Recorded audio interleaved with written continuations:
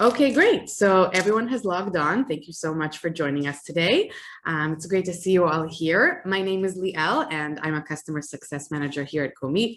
Maybe we've met before in our previous webinars, but it's great to see all of you join us. As you know, today we're meeting for our second webinar in our webinar series. We've hosted this webinar series to give you more information about reporting, discuss best practices so you can align your data for more accurate reporting. And today's webinar is going to focus on a new report that we're launching in Comeet Insights called our new position dashboard. And we're really excited to really meet you all today and to present this new report.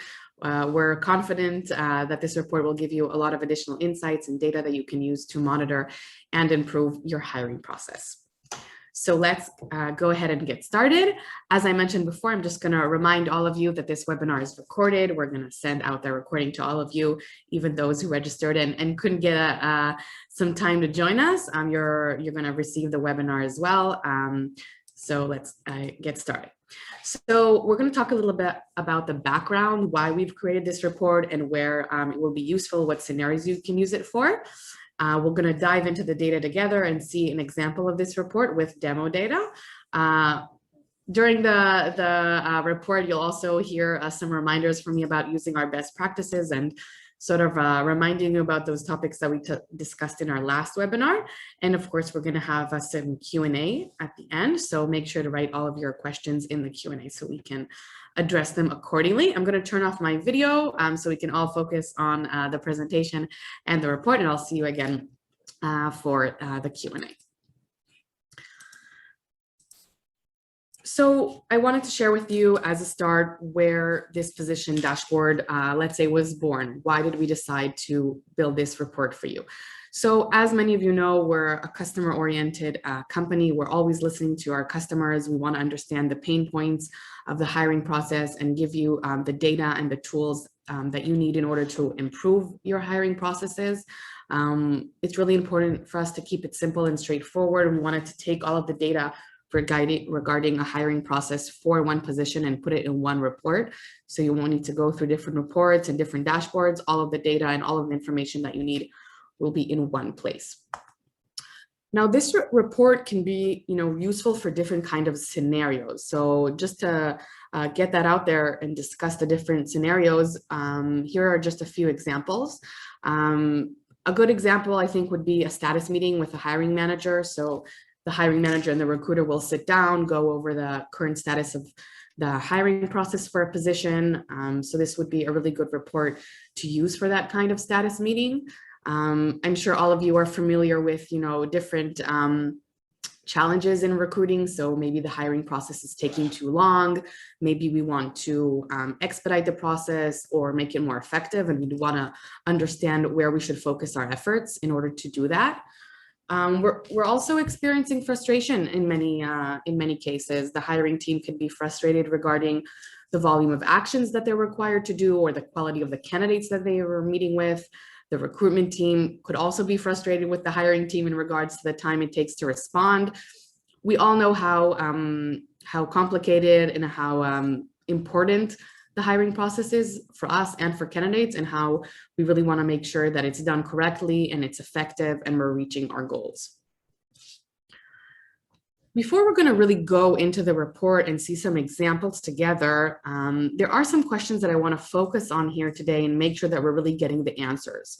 So these are, some of the questions that we're going to be asking when looking over this report. And I'm sure that these are questions that you're hearing from your managers. These are questions that you're going to be asking yourself as recruiters.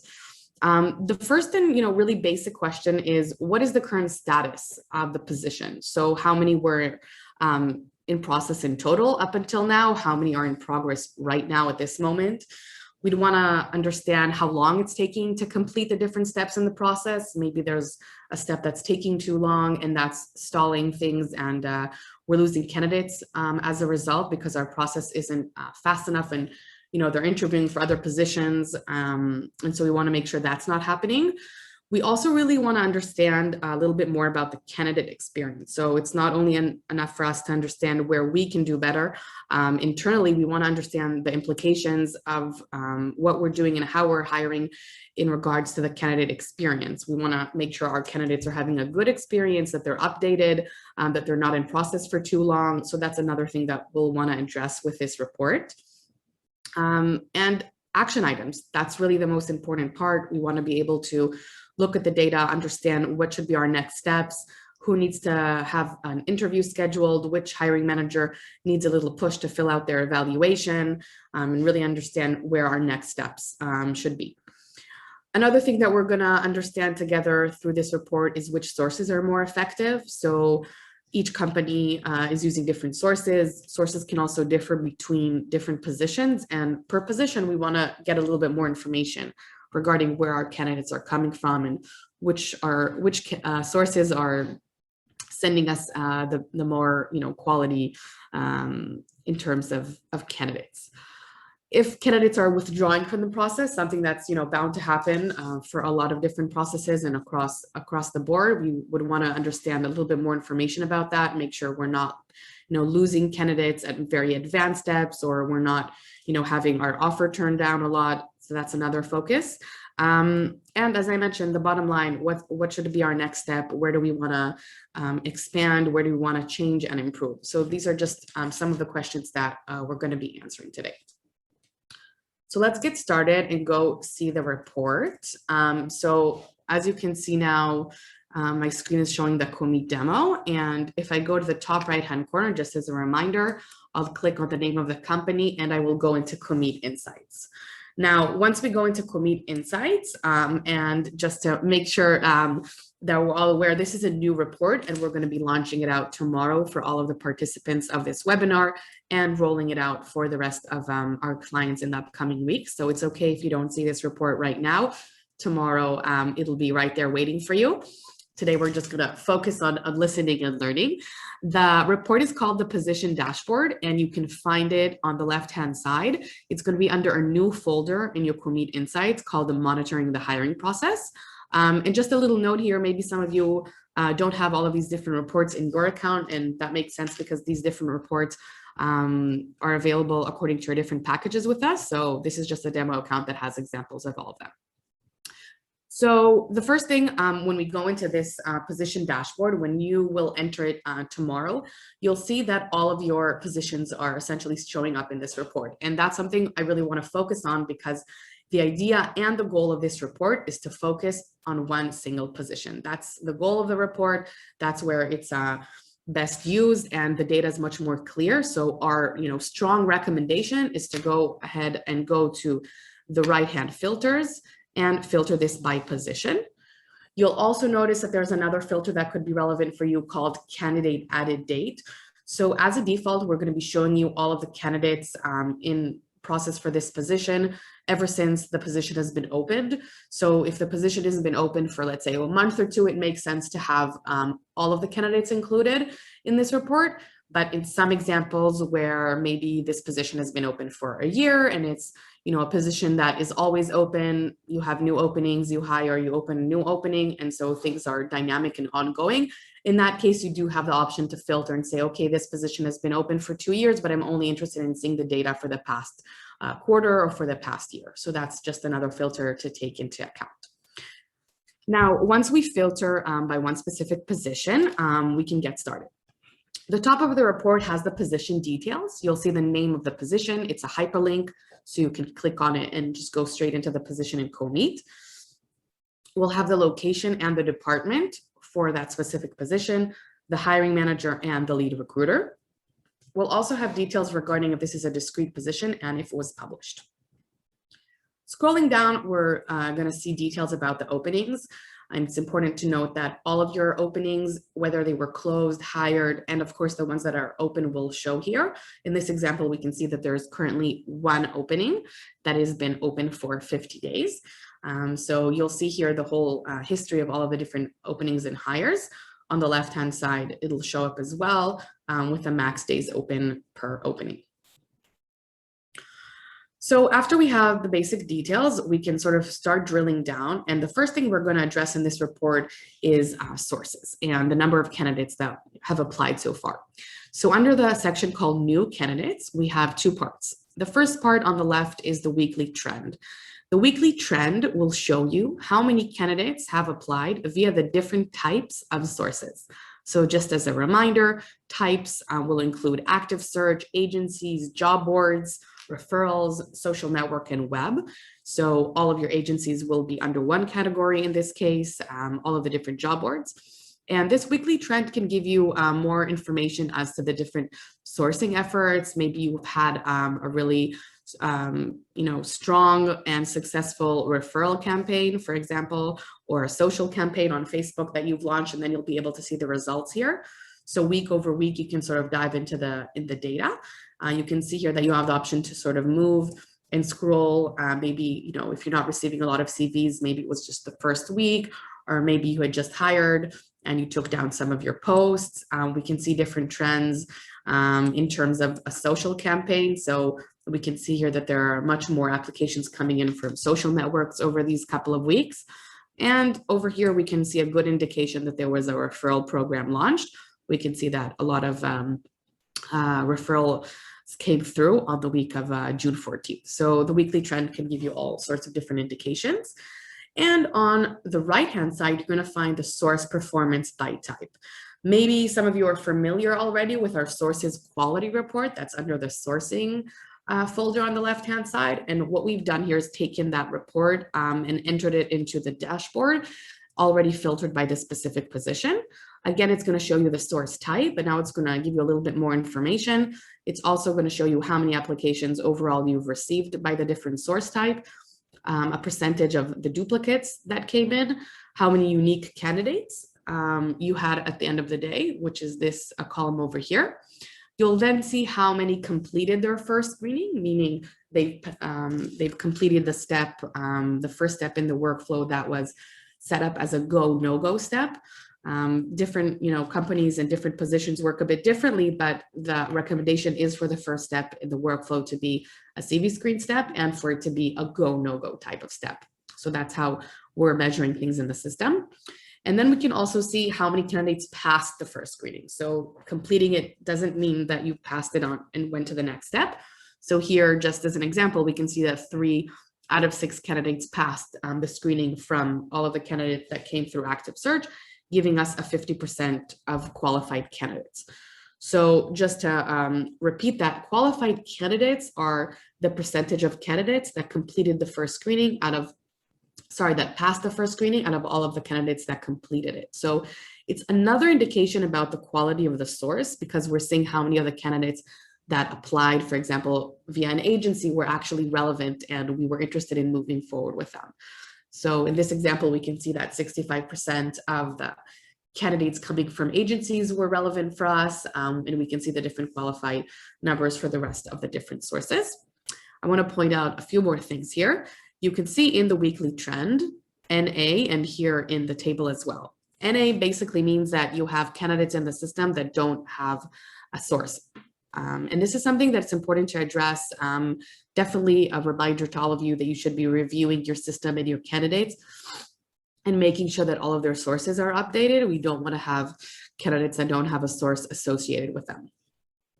At the bottom over here, under the total, we can see the total of applications that we have received for this position since it was opened.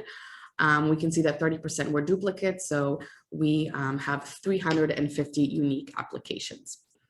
Now, this really gives you good information about the type of source, but maybe we want to dive, a little bit deeper and understand which job boards are more successful in terms of the applicants that we're receiving. Is there a specific agency that's outperforming the rest? And so over here, we've added a little hyperlink. It's called See All Sources. And once you click on it, it will open up a new tab. And this is, again, we're taking, the sources quality report that some of you are familiar with, but we're already filtering it out by the position that we've chosen, which is the account executive position. In this table over here, what we're basically seeing is what we saw in the dashboard, but now it's not only by type, it's also by source name. So we can identify, for example, if there are different agencies that are performing better than others, or maybe there's an agency that's sending us a large amount of duplicates, so it's not really worth working with them because we're already, receiving these candidates from other sources, or they've applied independently. We'll see the different job boards. We'll also be able to see the different referrals. So this is another place that you can use to drill down and understand more about the different sources that you're receiving candidates from for this position. Now, I'm sure many of you are asking yourself, so how do I know what a good source is? How do I choose which sources I should work with? So that's a really good question. And we're actually meeting in 2 weeks for our third webinar series, where we're going to address sources and really talk about the different reports and best practices. I do want to add, though, that really the quality of the source is a combination of also the number of unique candidates that you're receiving from that source and of the qualified candidates that have come through. So we want to have that combination to really identify that we have a good source. Great, so let's move forward. We're going to keep scrolling down to the report and reach the activity section. The activity section also has a weekly trend. In this case, it's showing us the number of steps that were completed in a specific week. You'll see that my example over here has the offer step, and in-person interview, phone interview, and a go, no-go step. So when you're going to be looking at your reports, you'll obviously see the different steps that you have in this specific hiring process. So you'll see here administrative steps, for example. You'll be able to see a video interview step. So just so you know that there's more options according to the different positions. And this trend is also a good place in the report to say, okay, is this where I expected that I would be at this point in time? Am I reaching my goals in terms of the number of interviews that I'm having? Do I see that I'm having, a large amount of CVs, and as a result, I'm having, more interviews? Or maybe all of their, I'm receiving a lot of CVs that aren't that relevant, and as a result, I'm not really moving forward with the process. So again, this weekly trend can, be moved around. You can identify specific peaks of go, no-go steps, for example, a lot of CVs.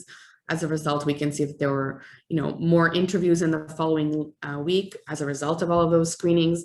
So this is just another place that you can use and understand what's been happening week over week. On the right-hand side, in the activity in the last 7 days table, what we're seeing here is all of the steps that were completed in the past 7 days. We're comparing it to the steps that were completed in the week before. And we're also looking at some additional data that's super important. We're going to see here the average days to complete each step and how many candidates pass the step with a pass-through rate. I'm going to just close the filters on the right so we can have some better visibility. Another recommendation, by the way, when you're using Commit Insights is to close the filters and close the folders over here on the left. It just makes everything a little bit bigger and easier to see. So if I'm looking here at the activity in the last 7 days, I can see that in the past week, I've had 40 candidates complete the CV Screen Recruiter step. It's been a 50% more work and more CVs than the previous week. So in the previous week, I had probably around 20 candidates completing this step. I can see the average days that it took me to complete this step in this past week. And if we're looking at 7 days for a CV screen, maybe that's an indication that we're not moving as quickly as we would like in this process. Maybe the recruiter has so much work that it's getting difficult to address all of the CV screens across all of their positions. There could be a number of factors, but it's definitely something we want to ask ourselves and discuss internally.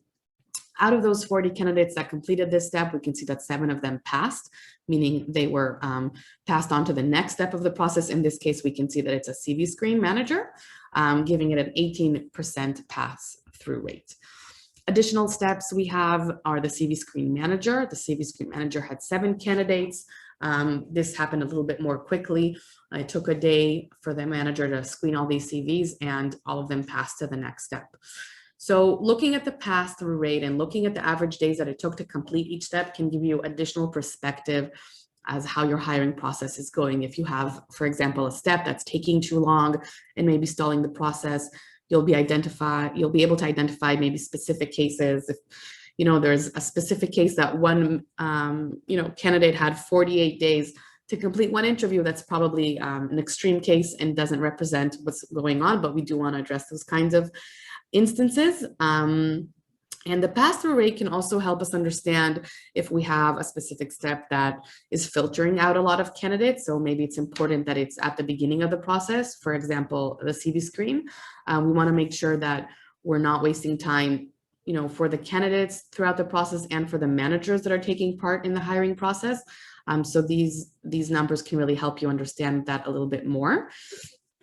In addition, if we want to look a little bit more back in time, not only at the past week, we want to look at the past month, at the past year, we've added another hyperlink here at the top right-hand corner called See Activities for a Longer Period. And when we click, we'll also open up a new tab. And this activity report is basically giving you all of the data that we just saw, but for a longer period of time.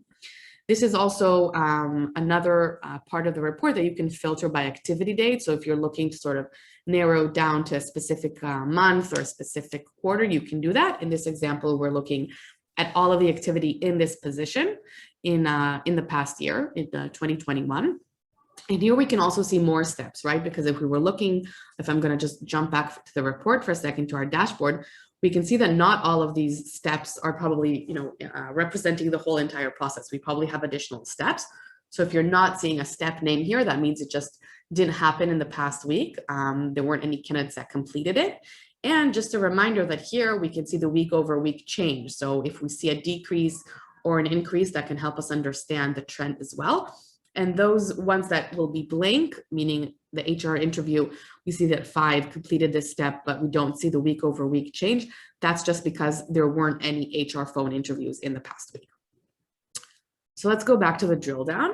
The drill down will show you all of the different steps. Notice that we've chosen to show the step name here. It's really important for us to give you a little bit more information, beyond the step type, and give you the step name that you are using in your specific workflow. Here we can see all of the steps organized by the process.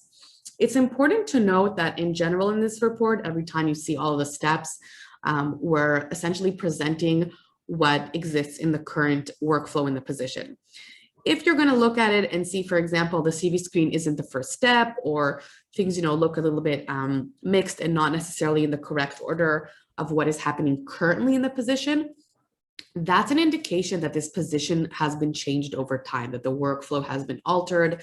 Maybe you've changed the process as a result of different things that have been going on. So just take that into consideration if you're looking to see the exact flow here.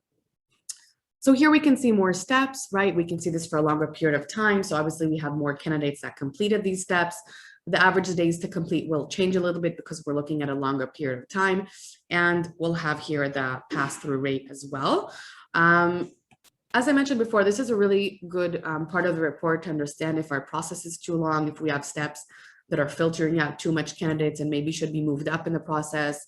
We can also see here this example that the HR interview and the management interview are really a good indication that this candidate will receive an offer, since 100% of whoever reached this step passed the following steps, the reference check and the offer step. So there's a lot to learn for this, and definitely it's recommended to go and dive into the data.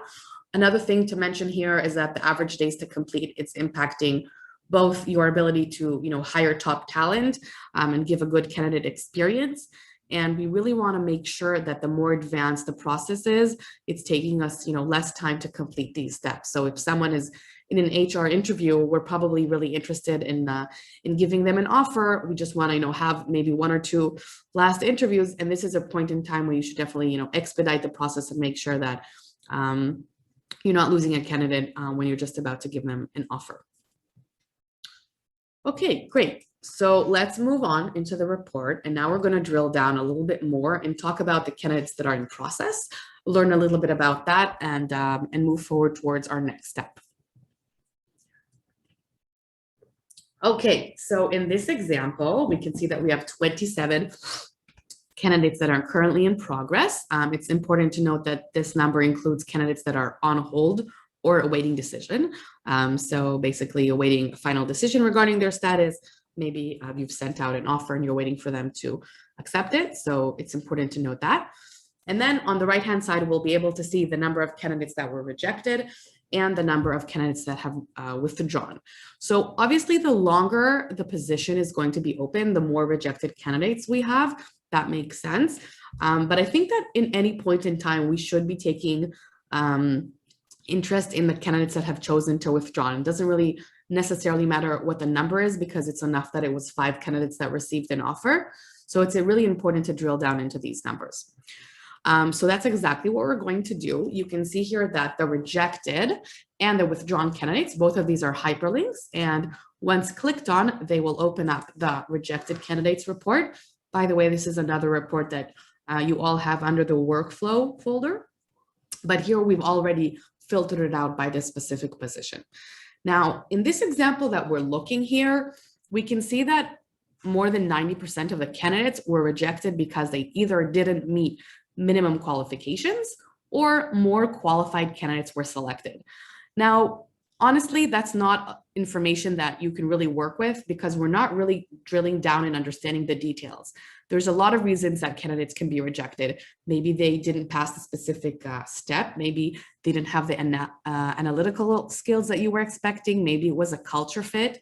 So this is a good opportunity to remind you of an important topic that we discussed last time in our previous webinar, which is disposition reasons. We really encourage you to go into the system settings as an owner and set up all of the disposition reasons to really reflect the different reasons that you're rejecting candidates for.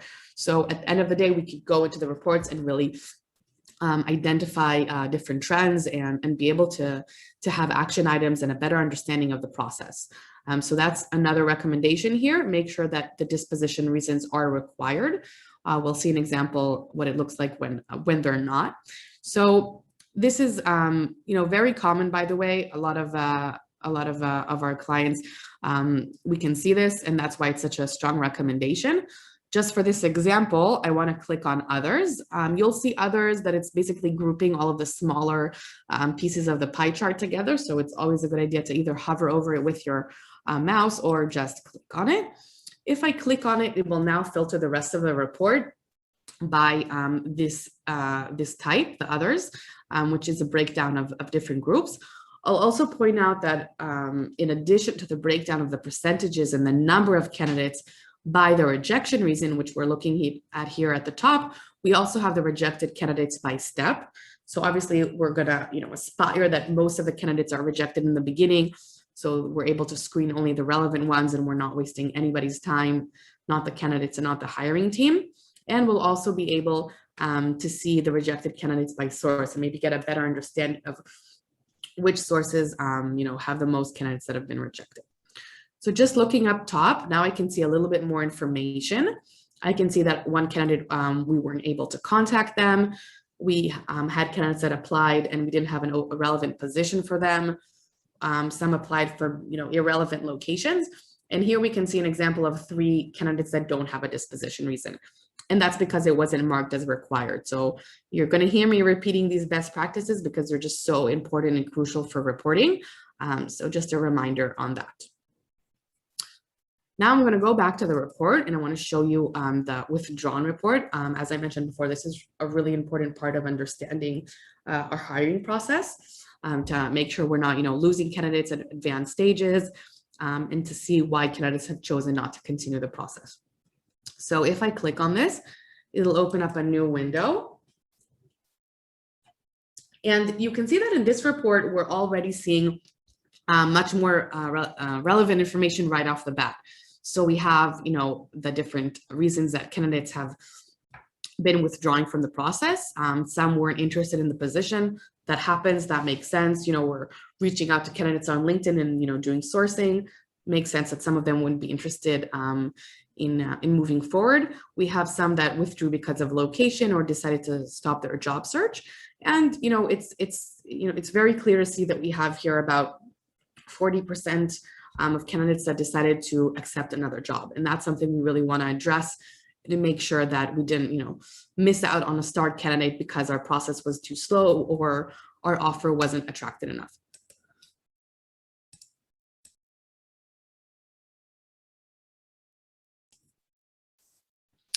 So I want to drill down together with you and show you how you can use the different steps and the different sources to understand a little bit more about the candidates that withdrew. As an example, if I scroll down over here and I choose the phone interview. If I choose the phone interview, now the report will filter only those candidates, and I can see that all of the candidates that decided to withdraw at the step of the phone interview accepted another job. And that, raises a question mark, because the phone interview is really, an initial step in the process. And if they've already accepted another job, was it because of us that our process wasn't, fast enough? Did we spend too much time screening and we needed to pick up the phone, and talk to them sooner? So that's something that we can talk about and decide within our team what we can do better in that case. If I want to unfilter it, I'll just click it. Want to point out that you can also see here at the bottom the full list of candidates that withdrew. Okay, all of these are hyperlinks as well. This will show up the same way in the rejection report as well. If I want to focus and drill down on a specific source and understand sort of the reasons why those candidates were withdrawing, I can filter that as well. I can click on agency, for example, and then I can see that an agency sent over 3 candidates. They withdrew pretty much at the beginning of the process at the CV screen manager and phone interview. 2 of them accepted another job, and 1 of them stopped their job search. And that's definitely something you want to discuss with that agency, because it looks like they're sending over candidates that might not necessarily be relevant at this point in time, when we really don't want to be spending time working with an agency that's sending over candidates that could be advanced, in other processes. Just another thought, something to think about and see how you want to address it internally. Okay, good. So that sums up our withdrawn and rejection reasons. I want to go back to the report, and I know this is probably the part that you're all waiting for. What's happening right now? Where are the candidates that are in progress? Where are things stuck? Where do I need to make some changes and talk to my team? So as mentioned, we have 27 candidates in progress right now, and below this part, we're looking at the candidate pipeline and days in process. So the candidate pipeline and days in process is another table. This table is looking at each step. Again, we're using the step name. We can see how many candidates are currently in this step, so we can understand where most of our candidates are. We can see that we have a lot of candidates in the HR phone interview step. We have about 5 candidates waiting for a CV screen. So we can see that in this first column over here. And then we can see how many candidates were rejected or withdrawn at this specific step. So this is the most advanced step that they completed. We'll see how many duplicates removed, and we're going to see the average days in process. Now, the average days in process here is not looking at the specific step. It's looking overall how long these candidates in total were in progress until they reached this step. So if I'm looking at the CV screen manager, just to give you an example, 2 candidates are currently in this step. 33 candidates were rejected at this step, and it took, these candidates were already 7 days in progress by the time they reached this step. So that's another indication that maybe things were a little bit delayed. CV screens should really take us not that much time, so we can address the relevant candidates as soon as possible. That's one thing that you can notice here. Obviously, we're going to see the average days in process, go up as the process moves forward. And that makes sense. And, hiring processes shouldn't take you 3 days, but we do want to make sure that the candidate experience isn't being too much affected if things are taking too long. Obviously, candidates have other processes, they have other things going on. We want to be able to balance out the time that it should take to hire them and give them a good experience. So if the process is taking us 40 days, maybe we're going to lose them to the competition. So that's just something that you want to think about. And, any company should also be working with their own internal goals and saying, okay, this is the amount of time that we want to spend hiring people, and this is the candidate experience that we want to give. So that's something that you can see here as well. This is another part of the webinar that I'm going to just stop for a second and remind you about another best practice that we talked about last time called step templates. So the step templates is one of the menus under data in your company settings. And that's where you have a list of all of the different steps that can be used when building position workflows. A lot of you aren't necessarily setting this up, and this is something that's really impacting reporting. It's really recommended to go through the list to make sure that there aren't any redundant steps or just general steps that you're not even using. You can see how many positions are actually using each step, so it's pretty easy and clear to make that decision which need to be removed. And it's also a good idea to make sure that there aren't any doubles. So if everyone is adding their own steps to the process, you could have 2 or 3 steps with the same dating with a different, spelling, and that's really messing up your reports. So if all of your step templates are aligned, you want to make sure that that's also required in the system. So there's one list that anyone can choose from, and that list should include all of the relevant steps. So that's another thing that's impacting reporting. So just a small reminder of that as well. Great. So we've looked at this, and now we're going to drill down even more. And this is the last part of the report. And this is the part of the report where we also want to be able to set up and define our action items and understand what we should be doing next. So currently, we're looking at qualified candidates. Qualified candidates, as we mentioned before, it's the number of candidates that passed their first screening step. So we're using this terminology also in regarding to sources, but also in regarding to candidates in general in the process. So qualified meaning all of the candidates that have passed their first screening. A reminder that most processes should probably start with a go, no-go step for CV screen. If some of you are using a first step, a go, no-go step of reaching out to the candidate, then that's what's going to be taken into account here. So just make sure to keep that in mind. Out of these 21 candidates, we can see that 8 are already more than 4 days of their current step. That could make sense if you've sent them a home assignment and you've given them 5 days to complete it, but we want to make sure that we're not stalling the process and not making our candidates wait too long to receive an answer or schedule their next step.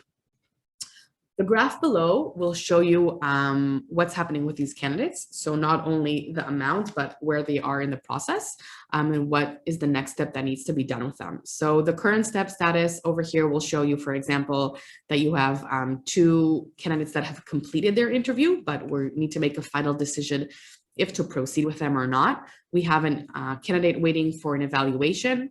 We have 6 candidates that need to have their interviews scheduled. A few of them have already been scheduled. We have 4 that are currently in an administrative step, which is another type of step that you can use to mark different administrative tasks in the process. And we can see that here that we have 3 candidates on hold. So as a reminder, before we saw 27 candidates, including candidates on hold. Here is another place where you can really see how many you have. And it's a good idea to maybe say clean up the position and make sure that these candidates are actually relevant, either reject them or update their status accordingly. I do want to point out that a candidate can be at more than 1 step at a time. There's a few examples and scenarios for this. So just make sure that when you're counting up the numbers that you're not looking to match the exact sum of 21, because there can be different cases where either a candidate is currently in the phone interview step, they've had this interview and we've already scheduled their next step, but their interview evaluation hasn't been submitted for the phone interview. So they would be in 2 different steps. Some of us are using 2 different steps to be parallel in the hiring process. For example, a CEO interview and a reference check. Maybe we've put them as parallel steps to make sure that we're sort of doing them both at the same time and not stalling the process. And so in that case, a candidate again would show up for 2 different steps. This could be in the case of a candidate that has, a technical interview and right afterwards a peer interview. So those are just a couple of examples to take into account. Next, we're going to see our final table here, and this really takes everything that we saw above and puts it into a table that makes sense in terms of priority, because this is where you can go and say, okay, these are the amount of candidates that are waiting for me to take action. These are the different types of actions. I can see how advanced they are in the process. I can see which ones should be addressed first, because we all have our internal priorities and where we want to focus. If I have 5 candidates that are in more advanced stages, maybe I don't need to reach out to the candidates that are waiting for an unscheduled phone interview, which is, an initial step in the process. Over here, we can see all of the candidates in progress. We'll see them by step name and the step status. So under HR interview, for example, we have 1 candidate that's pending evaluation. We have 3 candidates that have their interview scheduled already. For anyone who has an interview scheduled, you'll also be able to see it in this column of interview date, and we have those that their interview hasn't been scheduled. Of course, all of the names of the candidates here are demo data, just reminding you that all of the data that we're seeing here is demo data. These are also hyperlinks, so you can click on a candidate name, go into their candidate card, maybe ping the hiring manager, check in on the status of their evaluation, or check with a recruiter regarding the scheduling. We'll see which step, which teammate this step is assigned to. So that's another indication of, who we should be speaking to get things moving. If you don't have an interview date, that's fine. Not all these steps are regarding an interviews. And you can also use the interview date to make sure that, it hasn't been too long since the interview date. Two additional columns that can also help you prioritize and make sure that you're taking action accordingly is the days in progress. So overall, how long have these candidates been in process? If they've been 11 days in process, whether 40 or 43 days in process, obviously that's different, and we want to make sure maybe to address those that have been waiting a long time, together with a combination of advanced candidates, quick wins.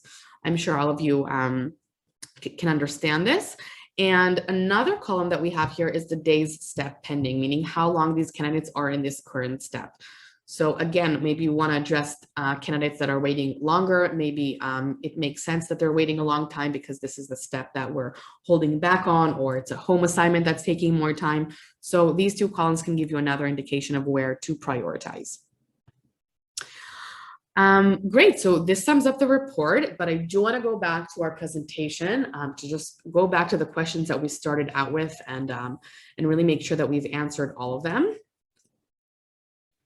So we wanted to know how many candidates were in process in total, and that's a number that we could find under the new candidate section of the report under the source performance. We were able to see the total amount of candidates and the unique applications that we received. If we wanted to look at how many candidates are in progress right now, that's the number that we saw under the candidate pipeline section, the number of candidates that were in progress, which includes on hold and awaiting decision. When you wanted to take a look at how long it's taking to complete the different steps, we could use the activity section of the report. We could look at the past 7 days, or we could see activities for a longer period and really look overall how long it's taking us to complete the different steps. And we could also get some more information regarding the candidate experience. So how long are candidates in progress overall? And that's where we could find the information. We saw it in the candidate pipeline and days in process. We were also looking to understand which candidates are waiting for our action, who's waiting for an interview evaluation, who's waiting to be made a final decision about, and that's where we would find all of this information in the qualified candidates. We can see the pending and the current step status. When addressing sources, we would also go to the new candidate section and look at our source performance. As a reminder, we could see a weekly trend. We can see the source performance by type and have the option to drill down and see the source performance by source name. If we wanted to understand more information about why candidates are choosing to withdraw from the process, something that's really important to address, we could use our withdrawn report that was clickable from the candidate pipeline. And the question that we're all asking ourselves when going through this report is where we should focus our next steps. And the answer to that isn't, one answer for all. It will differ by internal priorities, but we want to make sure that you have the data to make these decisions. So using this data will help you make those kind of decisions. So before we go into Q&A, I would love to launch a quick poll just to get some of your feedback on this webinar today. If you could just take, a minute, even less, to give some feedback in terms of your experience with joining us today. We really take this feedback very seriously and are always looking to improve. And as you know, listen to our clients. So it would really be appreciated if you could take the time to give in your feedback.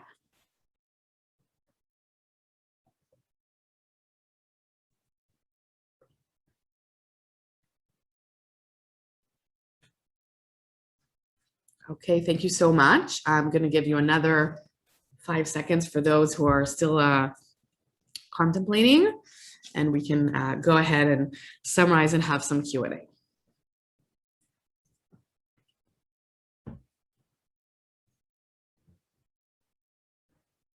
Great, thank you so much for sharing.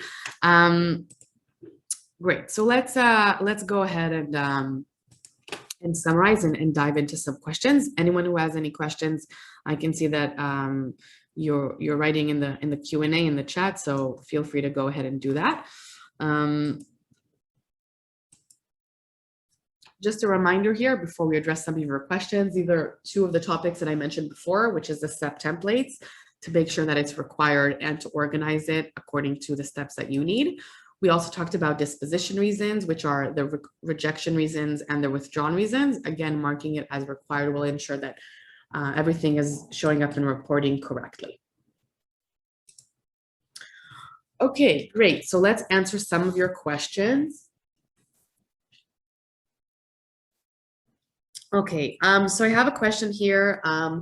What does qualified mean? So that's a good question. I want to make sure that that is clear to everybody. So qualified candidates, as mentioned at the bottom of the report and at the top under the sources section, qualified candidates are the percentage of candidates that passed their first go, no-go step in the process. And that's why we're going to recommend that the first go, no-go step in the process is a CV screen.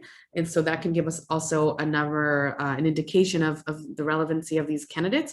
We're going to look at that number also in terms of sources and to see how many candidates overall were relevant out of all of the applications that we received. Some of you are asking where we can find this report. That's a good question. It's very important. As I mentioned at the beginning, this is a new report that we're rolling out. We're going to be opening it for all webinar participants tomorrow. And you will be able to find it under Comeet Insights under a new folder called Monitoring the Hiring Process. This report will eventually be open to all of our customers. So just make sure that you keep following up, and of course our support team is able to assist you with anything you need regarding this report. Another question is, why is this report only relevant for one position, and can we use it to see a number of positions together? So this is a good question, and the need to see a group of positions and to be able to analyze things on a department or a location level is really understandable, and that's why we have many other reports that can give you this kind of information. It is important to emphasize that the goal of this report is to be able to drill down for one specific position. You'll also notice that when you go into this report, it will remember the last report that you filtered. So if I were to go out and come back in, I would see the account executive position. You can technically filter it for maybe 2 or more positions, but it's not going to be data that's very useful, and it will be very hard to draw conclusions because each table will just be separate. So again, it's not recommended. The goal of this report is to drill down and give you an indication of where your next steps and where you should focus on. And just, I can see here one last question regarding different recruiting campaigns. So where I can see the impact of different campaigns that I'm doing, via the marketing team, or the recruiting team is, posting different hiring campaigns. So this is where you would see it under the new candidate section, under the weekly trend. Here you can see the different sources by type. So if you're launching a social campaign, you'll be able to see if it's performing well week over week. Here we can see, for example, that the referral program is working really well. So that's where you would go to do that. Great. So if you've asked a question that we haven't answered, just make sure to reach out to our support team. We're here to answer all of your questions and give you the information you need. I want to sum up before we say goodbye. So just to remind you that the best practices in terms of this report is to make sure that you've aligned your step templates and you've reviewed the disposition reasons, making both of them required. And I really want to emphasize how important it is to document everything real time and consistently. If someone has been hired, but we've documented it a week afterwards, if someone has scheduled an interview, but not entered into Comeet, these are different, things that will stall the process, but also, will impact reporting, and we won't be able to really see the results internally of all of our hard work. So really make sure that you and your team are focusing on that as well. You're going to want to filter by one position. And just to sum up, it's really, really great to see all of you here. We're really excited to launch this report. We're looking forward to your feedback and your input. We hope that all of you take the time to implement and align your data with our best practices, make sure that you're documenting everything on time, and of course, filtering by one position. So thanks very much for joining us. It was really great to see you all. We're going to meet in 2 weeks for our third part of our webinar series, which will focus on sources. So I'm just going to wave goodbye to everybody. We'll make sure to send you the recording and open up the report for you later this week. Thank you so much and have a great rest of your day.